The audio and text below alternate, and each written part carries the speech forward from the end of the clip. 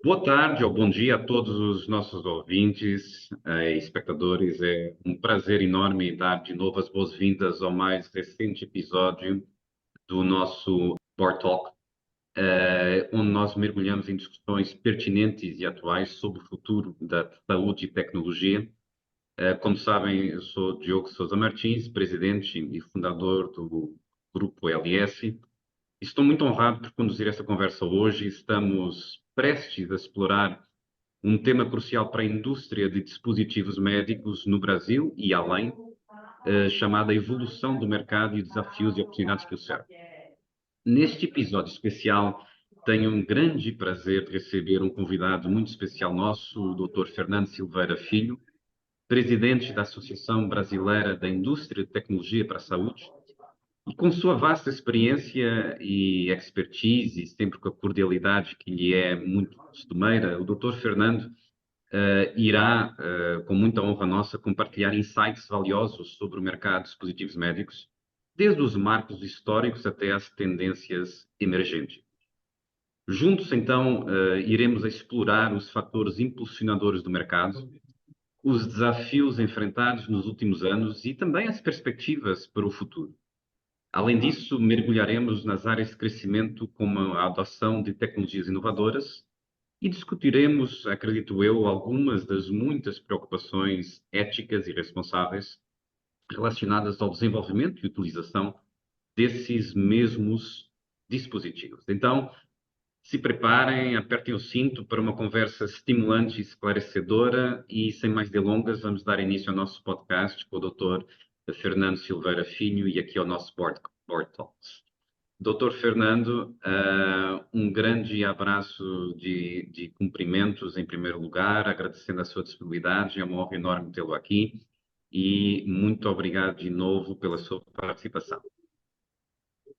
Obrigado, bom dia, doutor Diogo, bom dia a todos que nos acompanham. Uma honra muito grande em participar do Board Talks, sem dúvida, uma, uma atividade que o doutor Diogo, através da LS, vem conduzindo já há bastante tempo, com muito êxito. Então, para mim, é uma honra poder participar e compartilhar um pouco do que a gente conhece aqui do mercado brasileiro e de como é que as coisas estão caminhando na área de dispositivos e equipamentos médicos. Muito obrigado pelo convite.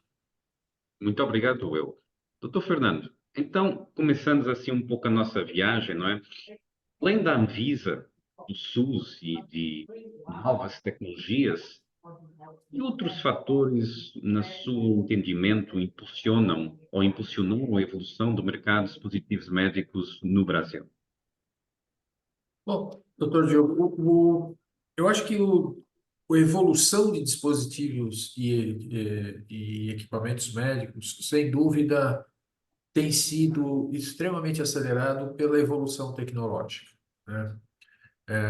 O mercado em si, e aqui eu acho que vale trazer talvez algum insight para as pessoas que nos acompanham, o mercado brasileiro ele tem um investimento da ordem de 9,5% do PIB em saúde, né? Sendo que desse montante, 45% é setor público e 55% setor privado. E isso é importante ressaltar porque o SUS, que é o Sistema Único de Saúde do Brasil, similar ao, ao, ao inglês, né, ao que existe no Reino Unido, ele é o Uhum. maior do mundo em número de cobertura de pessoas. Ele atende praticamente 70% da população brasileira, o que é muita gente, né? Estamos Muita falando gente. aí de 150 milhões de pessoas, mais ou menos. E o setor privado atende os outros 50 e poucos milhões de pessoas. Então, quando a gente fala da evolução de dispositivos médicos no nosso país, nós temos que levar sempre aqui em consideração essa dicotomia de mercado, né? O SUS, ele obviamente incorpora tecnologias e incorpora equipamentos num ritmo muito menor que o setor privado. Então, o grande desenvolvimento, o grande salto que se dá em termos de tecnologias mais avançadas, que é o que a Abimed tem a honra de representar as suas associadas, se dá muito em nichos e áreas específicas do país, quase que cidades. O senhor conhece bastante bem o Brasil, conhece Uhum. bastante bem São Paulo. São Paulo pode ser considerada uma referência global em termos de atendimento de saúde, a cidade de Sem São dúvida. Paulo. Mas quando Uhum. saímos já para as áreas periféricas e saímos para áreas mais distantes do país, o cenário muda.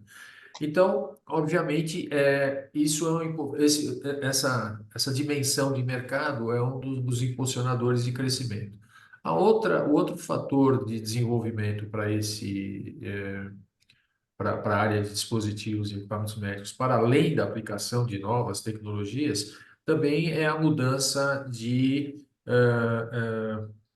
acesso das pessoas e principalmente a questão relativa ao envelhecimento da população, que traz a necessidade de maior precisão de exames e de acompanhamentos. Por outro lado, as dimensões que nós temos aqui no Brasil trouxeram a possibilidade, infelizmente, só aplicada a partir da pandemia, de uma aplicação mais efetiva do que é a telesaúde, principalmente Uhum. teleconsulta. Então, a gente vê que aqui no Brasil, embora nós aqui tenhamos um acompanhamento quase que para e passo do que acontece de mais avançado no mundo, o ritmo de incorporação não é tão ágil e, ao mesmo tempo, se dá muito em função de eventos específicos que acabam trazendo saltos mais expressivos nesse crescimento, né? É, é, as pessoas, evidentemente, têm uma preocupação constante com a sua saúde, né? Principalmente a partir do que ocorreu com a pandemia. A gente percebe que todas as pessoas estão mais sensíveis a questões de saúde do que eram ou do que já tinham antes, da pandemia. E isso acaba também, evidentemente, abrindo oportunidades específicas para que o mercado se desenvolva. É. É também no meio dessa assimetria, não é, que nós entendemos que o Brasil tem, não só na saúde, mas em vários outros segmentos, também se desenvolvem algumas oportunidades, não é? Sem Mesmo no dúvida. conceito de inovação, não é? De produtos para diferentes tipos de necessidades e diferentes tipos, de repente, do que nós chamamos out-of-pocket expenses também, não é? Exatamente, exatamente. E essa questão da inovação, né, o doutor traz um ponto importante a essa conversa. Embora o Brasil tenha um volume bastante expressivo de registros de estudos e registros de inovações em termos de teses, a aplicação prática de inovação no Brasil tem sido baixa ao longo do tempo. Se nós pegarmos os dados do IPO, por exemplo, eu acho que em 2023 o Brasil figura na 45ª posição de inovação no mundo. O que é uma pena, né? Porque nós somos a nona economia do mundo, mas estamos lá na 45ª posição em termos de inovação aplicada. E É. nós temos aqui no Brasil, sem sombra de dúvida, uma capacidade muito grande de institutos de pesquisa, centros de desenvolvimento de tecnologia em várias regiões do Brasil, poderíamos dizer até mesmo centros de excelência. Temos o ITA, temos o IPT em São Paulo, temos o Senai, Sematec em várias regiões do Brasil, que tem uma capacidade expressiva, né? Os próprios laboratórios públicos no desenvolvimento de vacinas e medicamentos específicos, mas o nosso volume de inovação e as inovações que são incorporadas no Brasil, na grande maioria das vezes, são geradas fora do país. O que nós temos visto nos últimos anos são as startups se transformando em health techs, que têm ganho aí um papel um pouco mais importante dentro do ponto de vista de desenvolvimento local. Eu concordo totalmente, doutor Fernando. E até já falámos várias vezes sobre isso. A investigação ou a pesquisa translacional, a pesquisa que, de alguma forma, vai providenciar maior acesso à população brasileira do que de melhor se faz nos centros de pesquisa brasileiros. Não é que a pesquisa, digamos, mais técnica, que vulgarmente se designa pesquisa mais árida, não seja importante, com certeza que ancora os princípios fundamentais para se poder fazer translacional, mas haver mais pesquisa translacional com certeza nos vai ajudar, além dos centros de referência. Eu recordo-me de um que eu reputo também como de excelência no Brasil, excelência a nível mundial, que é o IPEPO e a Unifesp, a Fundação da Sem Unifesp. dúvida, Tem sem um dúvida. trabalho maravilhoso em colocar produtos no mercado para acesso à população brasileira, porque realmente é uma tradução em não só criar valor, mas apropriar o valor criado sob a forma de produto para acesso à população. E Sem nesse dúvida. sentido, lhe perguntaria aqui quais desafios considera que o mercado brasileiro enfrentou nos últimos anos que acabam também por dificultar o maior crescimento do mercado? O doutor Diogo traz um ponto fundamental, né? Para mim, o grande desafio do mercado de saúde no Brasil é crescer o mercado. Como eu disse, o Brasil gira em torno de 9,5% do PIB, na área de saúde como um todo, o que não é muito diferente da média dos países da OCDE, né? Estão ali todos em 9,5%, ah, 10%. Mas o que ocorre é que, embora nós tenhamos até uma participação expressiva, em termos de PIB, o que ocorre é que o próprio crescimento do país, e todos sabem, o Brasil atravessou um longo período de crise entre 14, 19, 20, começou a se recuperar um pouquinho, aí veio a pandemia que trouxe uma nova estagnação. Então, estamos vindo de um período longo em que o crescimento do país tem sido modesto, né? E, dadas as condições estruturais de orçamento no país, é muito complexa a possibilidade de ampliação de investimentos na área de saúde. Felizmente, e o doutor Diogo acompanha isso, tenho plena convicção, o governo lançou um novo plano a Nova Indústria Brasil, Uhum, com um recorte muito específico para o que é o complexo econômico e industrial da saúde. E aí, retomando um pouquinho do tópico anterior, ali nós vemos investimentos de volume até interessante para o tamanho da economia do país, como 30 bilhões no novo PAC, destinado à saúde, fundamentalmente visando construção e reestruturação de hospitais públicos, o que traz uma perspectiva, pelo menos durante um horizonte de tempo de médio prazo, interessante para a indústria, em termos de fornecimento, portanto, crescimento de mercado. Por outro lado, o próprio programa da Nova Indústria Brasil prevê uma série, se não de incentivos diretos, mas facilitações importantes para que o investimento cresça na área de dispositivos e equipamentos médicos e medicamentos. Obviamente, o uhum, grande foco do governo, principalmente do governo que dá o drive principal para o mercado, é na área de medicamentos, em função do Programa Nacional de Vacinação, em função da questão das doenças endêmicas, que a população demanda medicamentos específicos, as próprias questões relativas às duas principais causas de óbitos mundiais, e no Brasil não é diferente, que é o câncer e as doenças cardiovasculares, então existe todo um foco de desenvolvimento aí. Então, nós vemos uma perspectiva desafiadora, do ponto de vista de velocidade que é necessária para trazer essas incorporações de novos investimentos, mas também tem uma perspectiva positiva, porque finalmente, depois de muitos anos e um longo processo de industrialização precoce que o país passou, nós voltamos a falar de industrializar o país e de crescer e de gerar investimentos e ter investimentos previstos para a área de inovação e mesmo para a implantação de novas unidades industriais, novos negócios. Por outro lado, em termos de desafios específicos que nós temos à frente, um deles é a finalização das discussões em torno da reforma tributária, né? uhum, Como o doutor Diogo, imagino, nossa audiência de hoje deve conhecer, o Brasil teve no final do ano passado a aprovação de uma emenda à Constituição que permite, que cria uma nova forma de tributos no Brasil, que é o IVA, um IVA dual. uhum, e que entra em vigor, tem um prazo de transição, a meu ver, longo, porque só entra em vigor em 2032, mas de qualquer maneira temos esse novo cenário. Mas agora, esse ano, nós temos as discussões relativas às leis que efetivamente vão definir alíquotas, que vão definir a regra do jogo, como nós costumamos Uhum. dizer.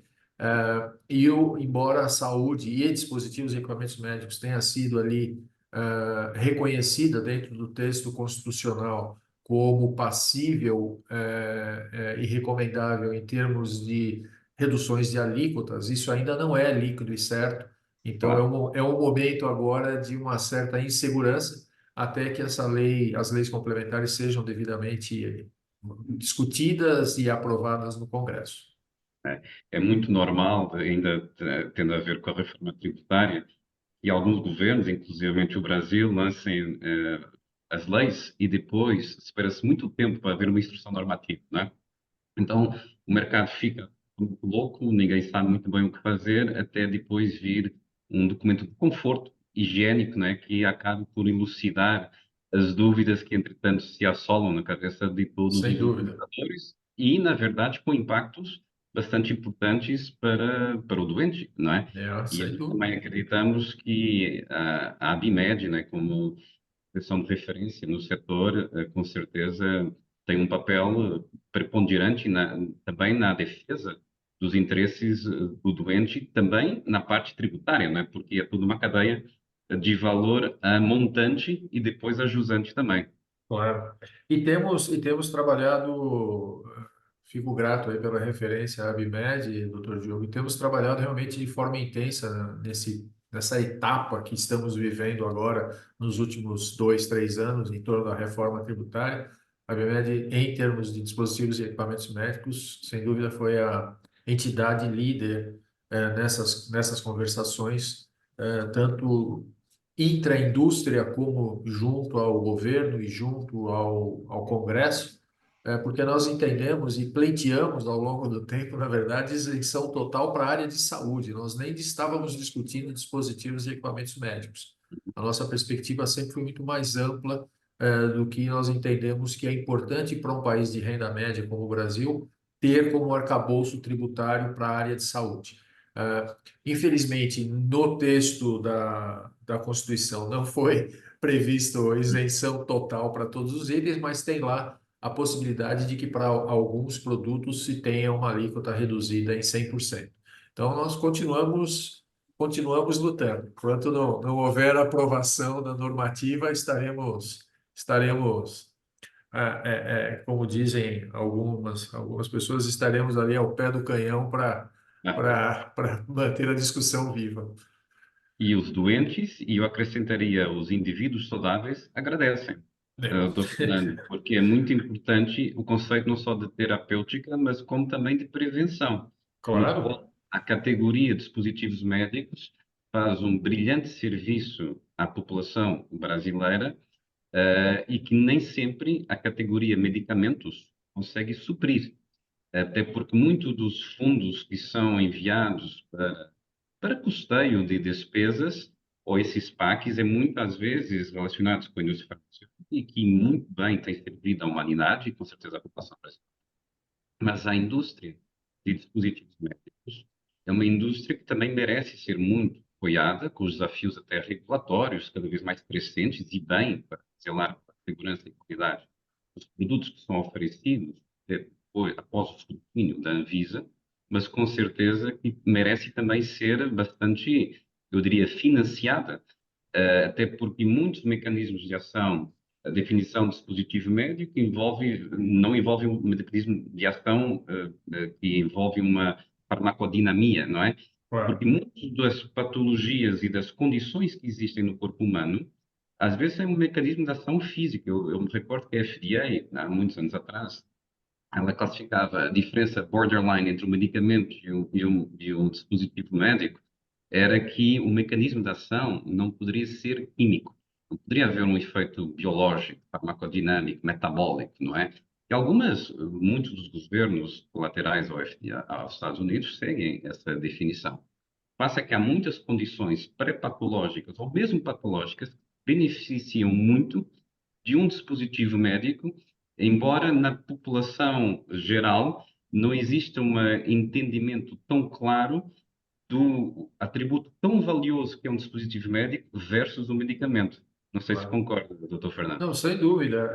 E o Dr. Diogo traz uma reflexão que eu acho fundamental ressaltar aqui. Os dispositivos médicos, nos acompanham do início da vida até o desenlace final, né? Verdade. É muito, nós costumamos dizer que os dispositivos e equipamentos médicos têm uma transversalidade global, total, no que se refere ao paciente, seja na prevenção, seja na detecção de problemas, seja no tratamento, seja na reabilitação e mesmo nos cuidados paliativos.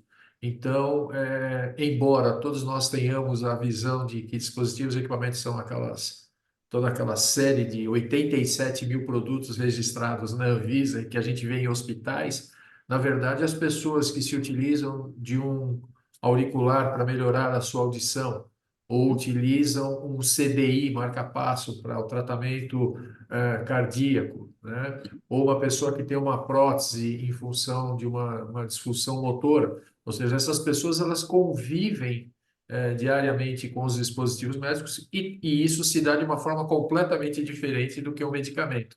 É, é Então, até é de fundamental importância que todos tenhamos essa perspectiva de que os dispositivos muitas vezes nos atendem de forma passiva, mas que existe um número expressivo de pessoas eh, que são usuárias de dispositivos médicos porque têm algum grau de deficiência. Ainda ontem eu conversava com o secretário do Estado de São Paulo, da Secretaria de Proteção ao Deficiente, e ele nos dizia que o Estado de São Paulo tem uma população equivalente à população do Uruguai em deficientes. São 3,4 milhões de pessoas com deficiência no Estado de São Paulo.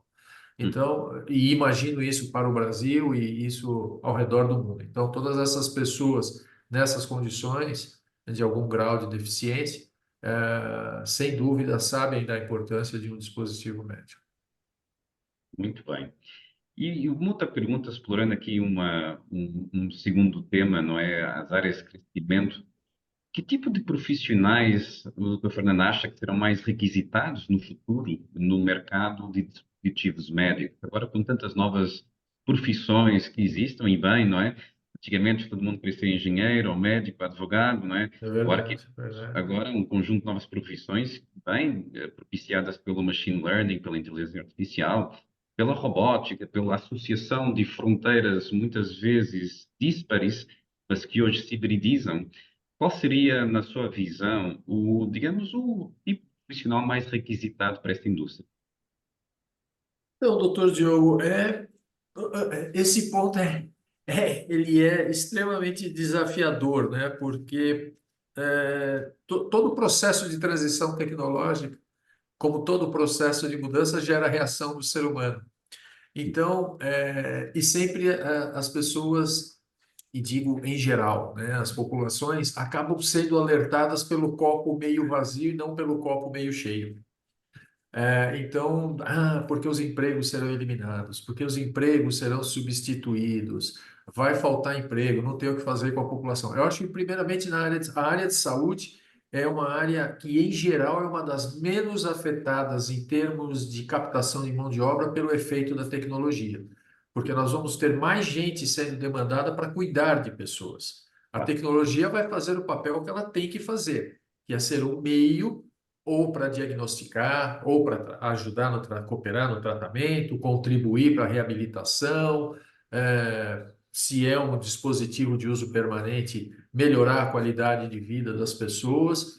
E eu acho que, mas sem sombra de dúvida, eu acho que nessa área de dispositivos e equipamentos médicos, com o avanço tecnológico da transformação, que a transformação digital está trazendo, nós vamos ver cada vez mais uma convergência de profissionais. Nós vamos ver biomédicos, bioquímicos, engenheiros, tecnólogos, nós vamos ver pessoas de muitas e muitas áreas interagindo para compor essas tecnologias, obviamente com a ótica da área de saúde, com a ótica do médico, com a ótica dos pesquisadores na área de biologia ou na área de ciências aplicadas à saúde.